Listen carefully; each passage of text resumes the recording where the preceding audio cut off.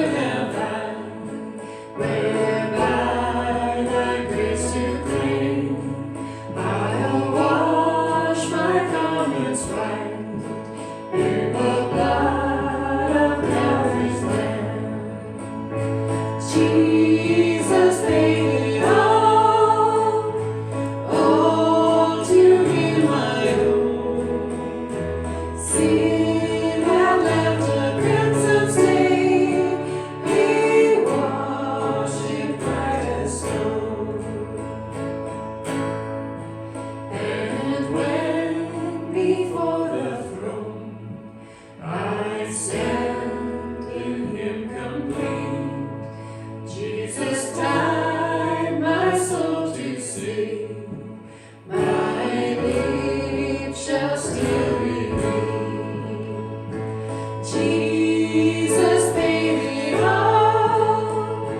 all to Him I owe. Sin had left a crimson stain, He washed it white as snow. Jesus paid it all to Him I owe. Sin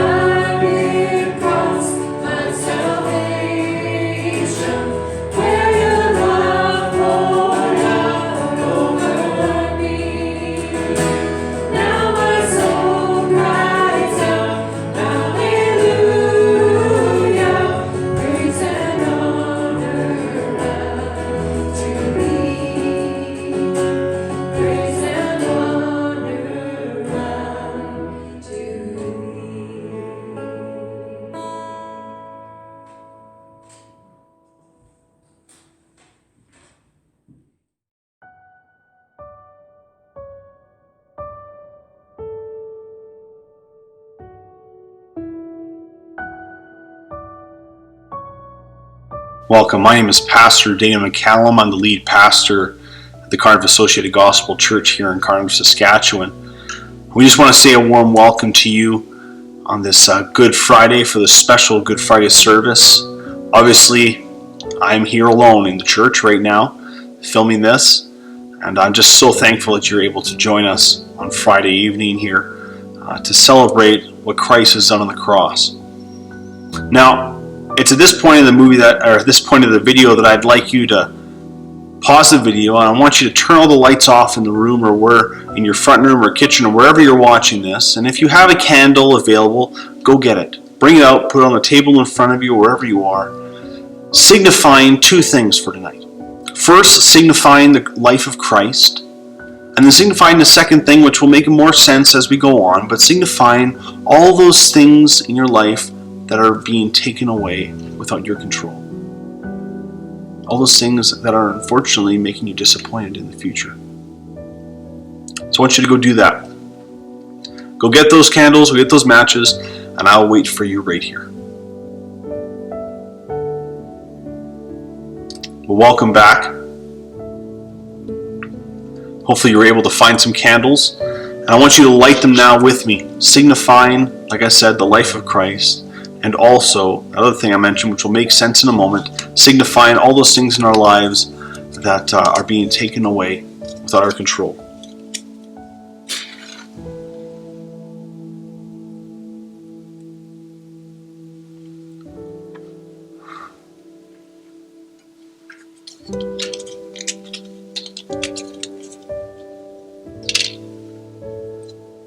So this evening I want to begin by really starting us into our service with a question. Have you ever been disappointed? Have you ever been discouraged? Have you ever been let down when things that you were so looking forward to in the future are taken away? I'm sure many of you know what I'm talking about. With this whole coronavirus sweeping the nations, the world, many of the things that we were so looking forward to are being taken away without any control of our own, right? Nothing we can do to stop it. Well, I want to tell you a little bit. This is something that my wife and I have experienced too. You know, we aren't always the best at looking forward and seeing all the things we'd like to do through the year. But this year, particularly, we really wanted to take time in November and December and really plan out our entire year. And because of this, we had all these great plans lined up. Our church usually sends us to go be the representatives for our church at our annual AGM for our denomination. That was going to happen again this year. And then the AGM was going to be held in Kelowna. And we were so excited to go out to Kelowna. It's our old stomping grounds. It's where we used to live. And our families still live out there. We were going to go do the conference and go see our families for a couple days. And we were really looking forward to that. And early in July, we were going to go with my side of the family down to Silver Wood down in Idaho, and it's a big theme park there, and go spend a couple days there with my family in an Airbnb. And then after that, we were going to go up to Nakusp for my McCallum side of the family's reunion, a reunion that we haven't been able to attend, my wife and I, in 14 years since our oldest son was 1 year old. So we were so looking forward to that. After that, we were so looking forward to going serving out at Kenosha Lake Bible Camp, being a representative of our church there. And then obviously, all the little things that happened through the year as well. We're looking forward to potentially going back to BC at Christmas, something we haven't been able to do for many years. But unfortunately, as the coronavirus has continued to roll across our nation, our beautiful nation, those things are slowly being canceled. We found out a couple weeks ago that our flights to Kelowna were canceled for the AGM. We soon found out a little while afterwards that the AGM itself in Kelowna for the AGC denomination was canceled. So right after that, we found out that the family reunion in Nakusp was canceled as well. And now, as we're getting closer to June and then July, I'm fearing that potentially all those other plans we had will be canceled as well. And nothing we can do to stop it, right? And I'm sure many of you out there have been experiencing this. That sadness, that sorrow almost. My wife and I, we mourned. We mourned the loss of those things that we so were looking forward to. I'm sure many of you out there are experiencing that right now. Things that you were so looking forward to, plans you had planned out, maybe some of you trips lifetime trips, trips you'll never go on again. Maybe some of you for your graduations, all those of you who are graduating, all those different things going on in our lives, right, that we were so looking forward to are now being taken away. It's not something, and we have no control over it. Nothing we can do to stop it. You know what I'm feeling. You know what that feeling of disappointment is, that sadness, that sorrow, that level of mourning, of remorse. Let me tell you about 12 other men who experienced something very similar to what we're experiencing right now. And these are just regular men. These are fishermen and these were tax collectors, just regular guys who had started to follow a man named Jesus. You see, they believed that this man named Jesus was the Messiah. This man from Nazareth was the Messiah, and they had some really good reasons to believe that. You see, over the 3 years that they followed this man, that they did life with him, that they learned from him, that they were taught by him, they saw him heal thousands upon thousands of people. Paralytics, those who were sick, demon-possessed, they saw him heal all of them. They saw him, Jesus, feed thousands of people with just some bread and some fish. They saw him raise a dead man to life. They saw him walk on water and stop a storm with simply a word. That's the kind of man they were following. And as the days became weeks and then months and then years, they became more and more assured and excited that this man, Jesus, is the Messiah. And they had good reasons for this. You see, they were excited because mainly of how they were raised. These were Jewish individuals who were raised more than likely in Jewish homes, who were taught, who had gone to the synagogue, who were taught by the religious leaders there, and they were taught that the Messiah was this conquering king. This person who would come in and basically destroy all of the neighboring countries who were having issues with the Jews, who were destroying the Jews and hurting the Jews and persecuting the Jews. This king, this conquering king would come in and just wipe them out, putting himself as ruler over the world and putting the Jews back into power over all of the world. That's what they were taught, and that's what they believed, and that's why they were excited to follow this Jesus. And this is interesting, though, because in that, they were excited because of what that would bring them. You see, they believed that if Jesus was in fact the Messiah, which they had lots of evidence to prove that they would become the rulers with him, right? That they would rule alongside him, that they'd be the governors, and they would be the famous people. They would have all the power that they never had before. And they were excited about that. Which is interesting because over the 3 years that they followed this Jesus, as they lived life with him, he never taught them about this conquering king. Instead, he taught them something quite different. He taught them about this suffering servant. This individual, this Messiah who would go to Jerusalem, who would be wrongfully accused, wrongfully arrested, wrongfully condemned, be crucified, but praise the Lord, 3 days later would rise again. And for some reason, when every time Jesus spoke this to the disciples, it just didn't make sense in their heads. They didn't get it. And then that fateful day one day came, where Jesus told the disciples it's time to go to Jerusalem, and so off they went to Jerusalem. And as they entered this city, thousands upon thousands upon thousands, potentially millions of people were there as Jesus entered the city.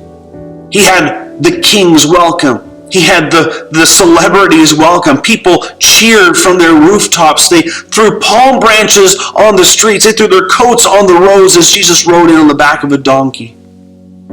They were excited that he was there. However, that excitement quickly faded away.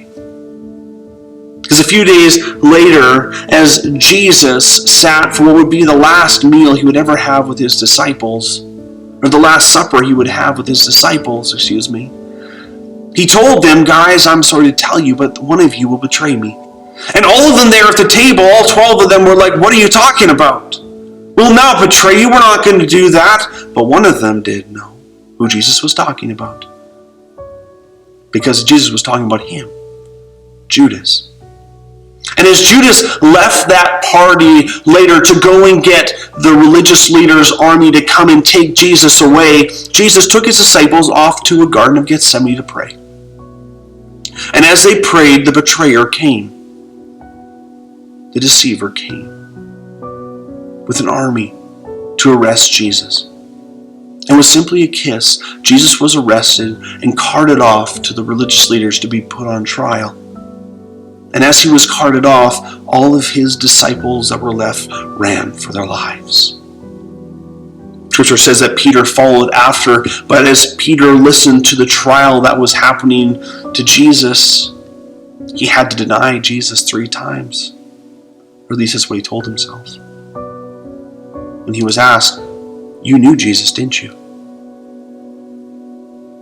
But anyway, I'm kind of getting away from my story. Jesus was put on trial, and then eventually he was sent off to the Roman governor at that time, Pontius Pilate. And there, Jesus was found not guilty of anything. However, those religious leaders wanted him dead. And so they riled up the crowd, they stirred up the crowd, and they got the crowd to chant. Who days earlier had been praising Jesus were now chanting, crucify him, crucify him. And as Jesus was beaten and scourged, a crown of thorns fastened to his head, soldiers mocked him. He was given a cross and told to follow the others that were being crucified along with him. And I want to read to you now what happened, so you can hear and experience a bit of what Jesus went through in the last moments before his death. We're reading from Matthew's Gospel, chapter 27, if you have it there. Matthew's Gospel, chapter 27, reading from verses 35 to 51.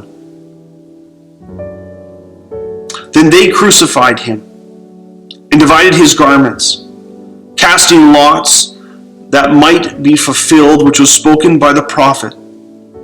They divided my garments among them, and for my clothing they cast lots. Sitting down, they kept watch over him there.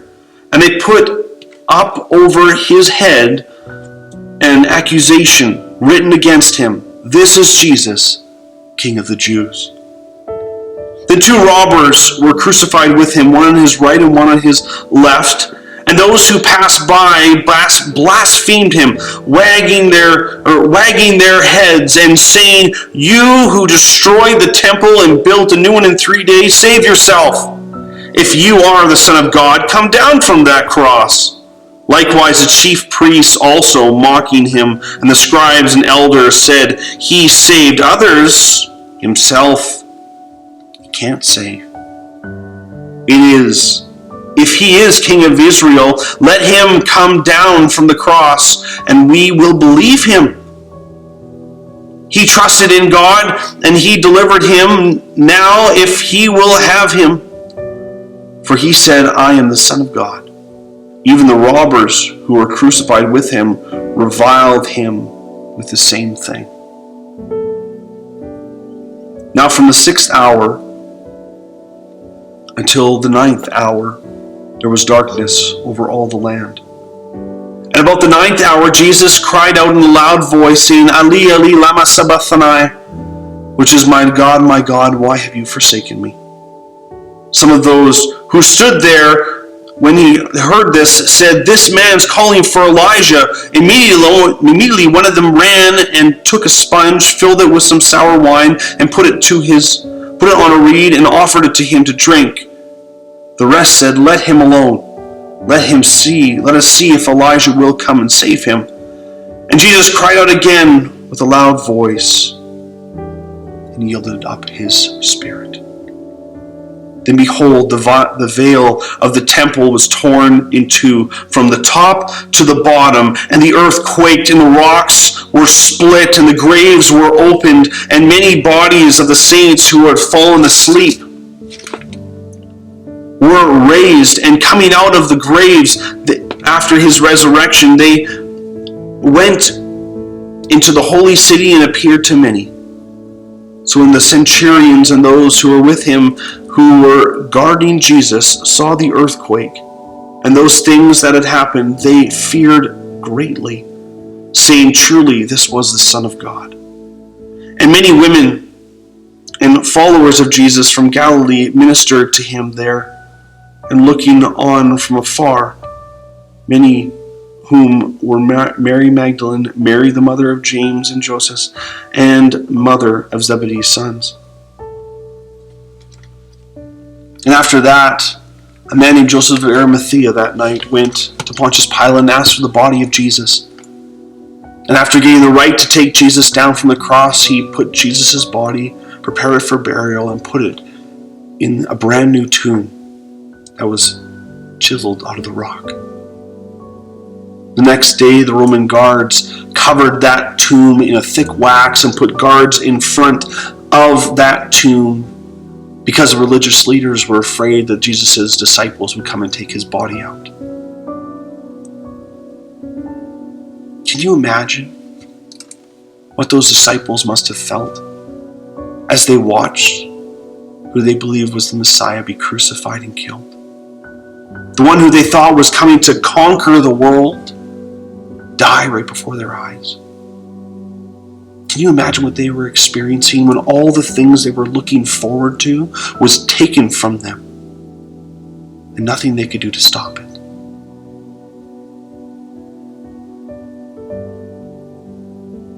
I'm sure many of you know what that feels like right now.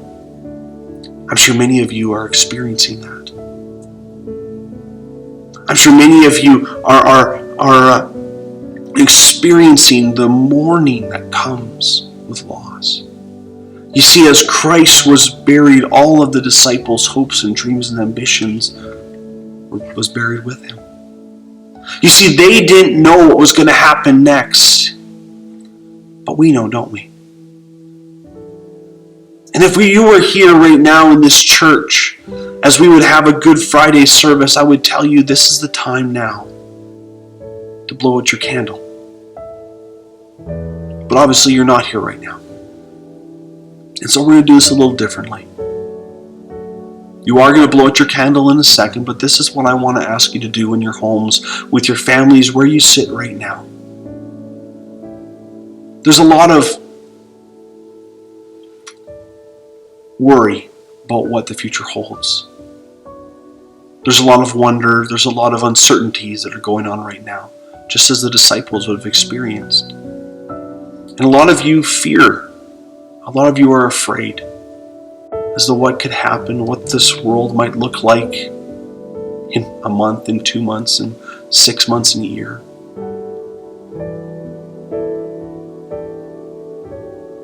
But for right now, I want you to take this time right now and take all those fears, all those anxieties, all those worries of the future. And as you blow out your candle in a moment, I want you to give all of those things that are going through your mind right now, all those things that have been canceled that you were looking forward to, all of the worry, all the stress, I want you to give it to Jesus. I want you to give it to him. I want you to put it before his feet. And I don't want you to think about that right now. I don't want you to worry about the things that you could worry about. I don't want you to be disappointed in what the future holds. I don't want you to be discouraged. I don't want you to feel let down. I want you to put that at the feet of Christ. And I want you to focus on the thing we are celebrating tonight. What Christ has done on the cross for us. That he gave up his life for us.